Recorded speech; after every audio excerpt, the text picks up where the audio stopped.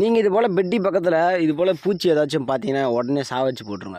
ஏன் அப்படி சொல்கிறேன்னு பார்த்தீங்கன்னா, இதுதான் பார்த்தீங்கன்னா வேக்ஸ் மாத், அப்படியே மெழுகு பூச்சி அப்படின்னு சொல்லுவாங்க. இது நம்ம பெட்டி தேனி பெட்டி இருக்குல்ல, அதில் அடிப்படையில் இருக்கிற மெழுகோட டஸ்ட்டில் முட்டையிட்டு வச்சு போயிடுச்சுன்னா, அதுக்கப்புறம் லார்வாக்கள் பொறுமையாக பொறிச்சு வந்து பெட்டிகளில் அந்த டஸ்ட்டை முதல்ல சாப்பிட்டுட்டு, அதுக்கப்புறம் பெட்டியில் இருக்கிற ஓல்டு அடைகளில் சாப்பிட்டு, அதுக்கப்புறம் பெட்டியே ஃபுல்லாக ஸ்பாயில் பண்ணுறோம். நீங்கள் இது போல் இருக்கிற பலகைகளை புதுசாக பிரித்த பெட்டி அப்படின்னா கன்ஃபார்ம் ஒரு 3 நாளைக்கு ஒரு வாட்டி க்ளீன் பண்ணி ஆகணும். நல்லா டெவலப் ஆயிடுச்சு, நல்லா ஸ்ட்ரென்த்து இருக்கிற பெட்டிகள்னால் கன்ஃபார்ம் வீக்லி ஒன்ஸ், அப்படின்னா 10 நாளைக்கு ஒரு வாட்டி பெட்டியை வந்து க்ளீன் பண்ணி தான் ஆகணும். நான் இப்போ சைடில் கை வச்சேல்ல, அந்த இடத்துலையும் வந்து க்ளீன் பண்ணுங்கள். கையை வச்சு அந்த இடத்துலையும் ஒரு சில லார்வாக்கள் இருந்து பொறுமையாக வந்து பெட்டிகள் மேலே ஏறத்துக்கு வாய்ப்பு இருக்குது. அதுக்கப்புறம் இதில் ஸ்ட்ரென்த் வந்து அதிகமாக இருக்குது. ஆனாலும் பார்த்திங்கன்னா அதில் வேக்ஸ் மாத்து வந்து முட்டையிடறதுக்காக வந்திருக்கு. நான் வந்து முன்கூட்டியே பார்த்ததுனால அதை என்னால் கொல்ல முடிஞ்சுது. இல்லைனா அது பெட்டியோட ஓரத்தில் முட்டையிட்டு வச்சு